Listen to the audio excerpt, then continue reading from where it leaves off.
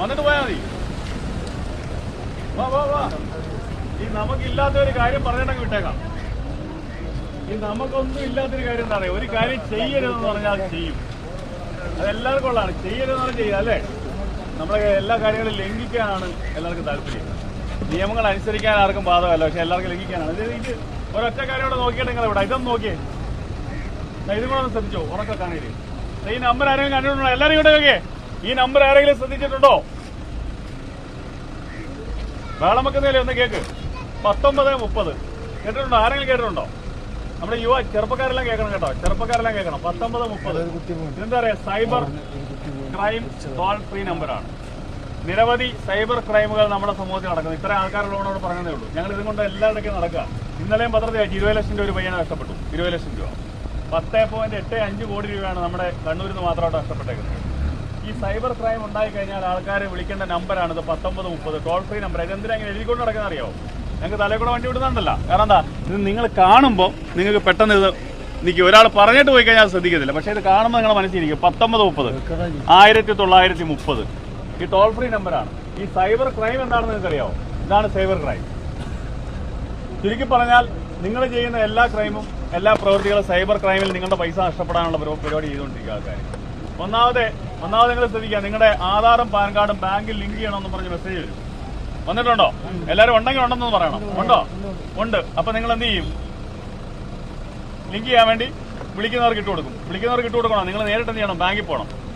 ബാങ്കിൽ പോകണ്ടേ? അതിന് പകരം നിങ്ങൾ എന്ത് ചെയ്യും? ആരെങ്കിലും വിളിച്ചാൽ അവർക്ക് ഇട്ട് കൊടുക്കും. എന്നിട്ട് പറയും നിങ്ങളുടെ മൊബൈലിലേക്ക് ഇപ്പോൾ OTP വന്നിട്ടുണ്ട്, പറഞ്ഞു കൊടുക്കാൻ പറയും. അപ്പൊ പറഞ്ഞു കൊടുത്താൽ എന്താ പറ്റുന്നേ? നിങ്ങളുടെ അക്കൗണ്ടിലുള്ള പൈസ എല്ലാം ആൾക്കാർ അടിച്ചുകൊണ്ട് പോകും. എന്നുവെച്ചാൽ ചുരുക്കി പറഞ്ഞാൽ നിങ്ങളുടെ ആധാറും പാൻ കാർഡും ലിങ്ക് ചെയ്യണമെന്ന് പറഞ്ഞ് എന്തെങ്കിലും ഒരു മെസ്സേജ് വരികയോ അല്ലെങ്കിൽ ആരെങ്കിലും വിളിക്കുകയോ ചെയ്താൽ ഒരു കാരണവശാലും നിങ്ങൾ അതിനോട് റെസ്പോണ്ട് ചെയ്യാൻ പോകരുത്. അങ്ങനെ ഉണ്ടെങ്കിൽ നിങ്ങൾ നേരിട്ട് എന്ത് ചെയ്യണം? ബാങ്കിൽ പോകണം. രണ്ടാമത്തെ ഒരു സംഭവമാണ് ഈ സിം. ചെറുപ്പക്കാർക്കെല്ലാം അറിയാം, നിങ്ങളുടെ എല്ലാ സിം ഈ സിം ആക്കി തരാമെന്ന് പറഞ്ഞ് വിളിക്കുന്നുണ്ട് അല്ലേ? വിളിക്കുന്നുണ്ട് ആരെങ്കിലും? ഉണ്ട്, വിളിക്കുന്നുണ്ട്. എല്ലാവർക്കും ഈ സിം ആക്കി തരാമെന്ന് പറഞ്ഞ് വിളിക്കുന്നു. ഈ സിം ആക്കിയാലുള്ള കുഴപ്പം എന്താണ്? നല്ല ക്ലാരിറ്റി കിട്ടുമെന്ന് പറഞ്ഞ ആൾക്കാർ വിളിക്കുന്നത്. അപ്പൊ എന്ത് ചെയ്യണം? ഈ സിം ആക്കണമെങ്കിൽ നിങ്ങളുടെ മൊബൈലിലേക്ക് ഇപ്പോൾ ഒരു OTP വരും. ആ OTP വന്ന് പറഞ്ഞു കൊടുക്കണം. അപ്പൊ പറഞ്ഞു കൊടുത്താലോ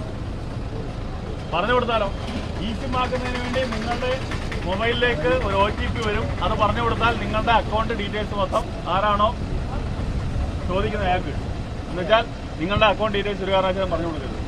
ലോൺ ആപ്പ് ഇവിടെ നിൽക്കുന്ന എല്ലാവർക്കും ഫേസ്ബുക്കും വാട്സാപ്പും ഇൻസ്റ്റാഗ്രാമും ഉണ്ട്. ഇല്ലാത്തവരുണ്ടെങ്കിൽ കൊച്ചു പിള്ളേർ മാത്രമാണ് ഇല്ല അല്ലേ? ഈ വാട്സാപ്പ് ഫേസ്ബുക്കും പിന്നെ ഇൻസ്റ്റാഗ്രാമിനും നിങ്ങൾക്ക് ധാരാളം ലോൺ തരാമെന്നും പറഞ്ഞ് മെസ്സേജ് വരുന്നുണ്ടോ? കണ്ട ആരെങ്കിലും ഉണ്ടോ? ഉണ്ടല്ലോ. ആരെങ്കിലും അതിനകത്ത് ക്ലിക്ക് ചെയ്തിട്ടുണ്ടോ? ലിങ്കിൽ ക്ലിക്ക് ചെയ്താൽ വരുന്നത് എന്താണ്? അതിനകത്തൊരു KYC ഫില്ല് ചെയ്യാൻ പറയും. നിങ്ങളുടെ ആധാർ കാർഡ്, പാൻ കാർഡ്, നിങ്ങളുടെ ഫോട്ടോ, നിങ്ങളുടെ അക്കൗണ്ട് നമ്പർ ഇട്ട് കൊടുക്കാൻ പറയും. അതെല്ലാം നിങ്ങൾ ഫില്ല് ചെയ്യും.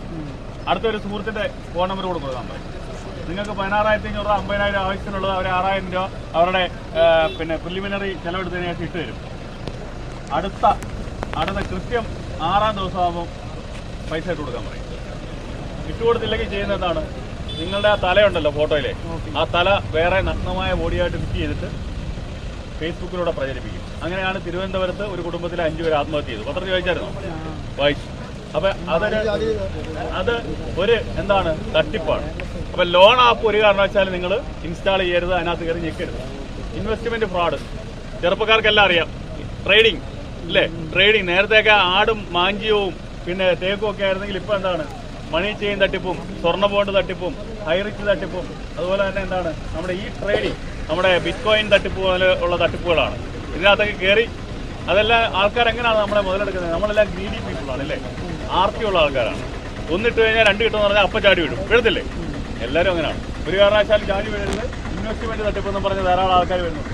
അടുത്താണ് പാൻ കാർഡ്. നമ്മുടെ പാൻ കാർഡ് ഇഷ്യൂ ഉണ്ടെന്ന് പറഞ്ഞ ആൾക്കാർ വിളിച്ചു കഴിഞ്ഞാൽ ഒരു കാരണവശാലും ചെയ്യരുത്. കാരണം എന്താ? ആധാറും പാൻ കാർഡും നിങ്ങളുടെ ഉണ്ടെങ്കിൽ എനിക്ക് എന്തൊക്കെ അറിയാൻ പറ്റും? നിങ്ങളുടെ എവിടെയൊക്കെ അക്കൗണ്ട് ഉണ്ട്, ഏതൊക്കെ ബാങ്കിൽ അക്കൗണ്ട് ഉണ്ട്, എവിടെയൊക്കെ സ്വത്തുണ്ടെന്നുള്ള കാര്യം അറിയാൻ പറ്റും. ഒരു കാരണവശാലും കൊടുക്കും.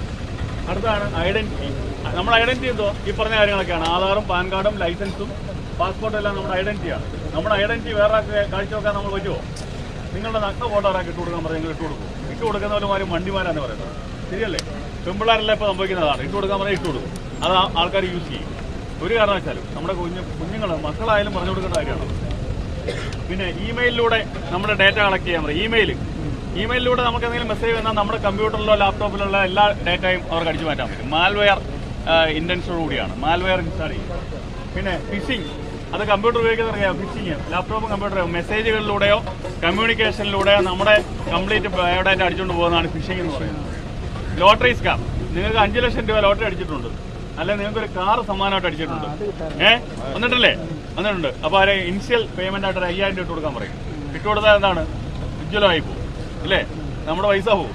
അതോടൊപ്പം തന്നെയാണ് എന്താണ്, നിങ്ങൾക്ക് ഞാൻ 5000 രൂപ ഓൺലൈൻ റമ്മി കളിക്കാൻ വേണ്ടി ഇട്ടിട്ടുണ്ട്, എനിക്ക് തലകൂടെ വണ്ടി വിടുന്നത്, നിങ്ങൾക്ക് റമ്മി കളിക്കാൻ പൈസ ഇട്ട് തന്നെ അല്ലെങ്കിൽ കയറാൻ പറയും. എന്ന് വെച്ചാൽ അർത്ഥം എന്താ, അതിനകത്തൂടെ നിങ്ങളുടെ തട്ടിപ്പാടം. അടുത്താണ് എംപ്ലോയ്മെന്റ് ഓപ്പർച്യൂണിറ്റി. മംഗലാപുരത്ത് ഒരു വലിയ കമ്പനിയിലേക്ക് 1000 പേരുടെ വേക്കൻസി ഉണ്ട്. നിങ്ങൾ ഇനിഷ്യൽ ഇൻവെസ്റ്റ്മെന്റ് ആയിട്ട് 1000 രൂപ വെച്ചിട്ട് കൊടുക്കാൻ പറയും. 1000 പേര് 1000 രൂപ വെച്ചിട്ട് പോകുമ്പോൾ എത്ര ലക്ഷമായി? തട്ടിപ്പായില്ലേ? ഇതൊക്കെ ഓർത്തിരിക്കണം.